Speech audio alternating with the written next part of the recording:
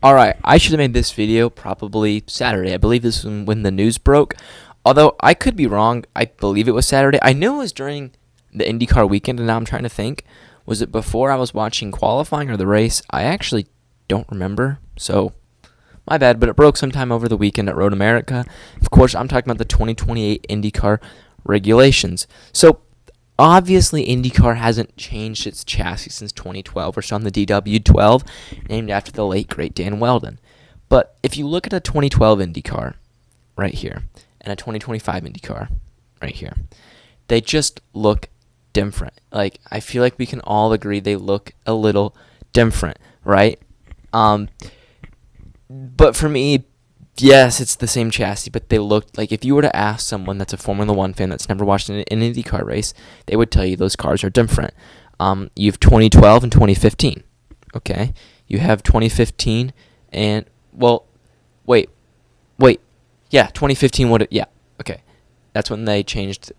So you had those cars like the 2012 cars that looked like that, from 2012 to 2014. Then you had 2015 to 2017. And then the 2018 and 2019 cars right here. And then you had the 2020 cars, and it's still present. And those 2020 cars are going to look like that all the way to 2027. My problem with this chassis, even though it's not changed, it looks different. My problem is that the cars are going to be looking this way from 2020 to 2027. It's a little bit of a problem, but at the end of the day, it's not that bad of a problem. So I guess we'll get that out of the way. I don't have a problem with the DW12 still being the chassis because the car looks different.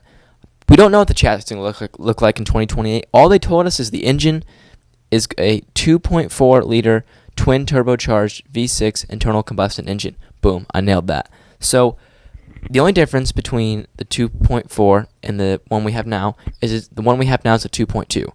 So if the engine formula is barely changing, let's maybe look into this. I think that means that Honda is staying and they're going to sign long term.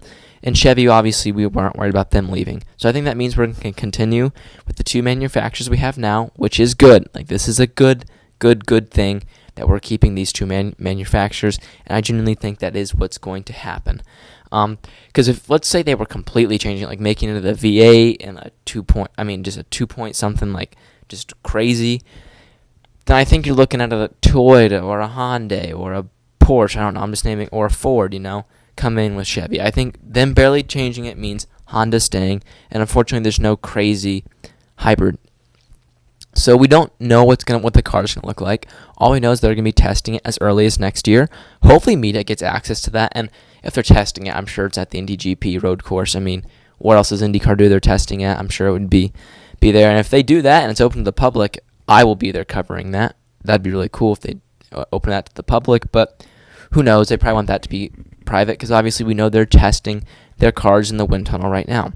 Another thing we need to talk about is the aero screen.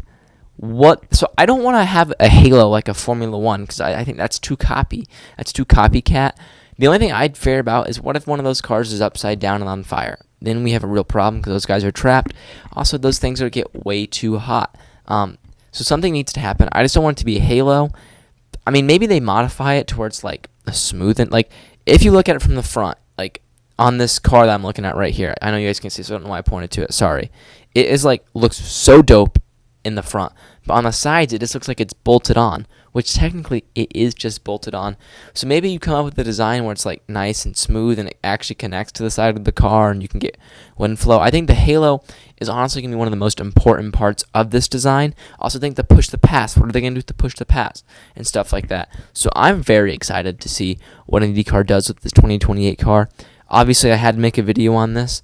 I can't be an IndyCar YouTuber and not make a video about the 2028 regulations. Unfortunately, we just don't know what 100% it's going to look like, so it's hard to make a video about something that you don't know 100% what it's going to be about. Unfortunately, it's in 2028, not 2027. Originally, we thought this would happen in 2027, but it didn't, which is unfortunate and kind of embarrassing, but Doug Bowles wants to get this right, and so do the teams and engine formulas. So it's very important that we delay it until we can get it right. And I think we will get it right. So we'll have to see. I'm looking forward to it. I can't wait. I think it's going to be great for the sport. So with that being said, it's only like a 5-minute video, but it was a quick little rant. See ya.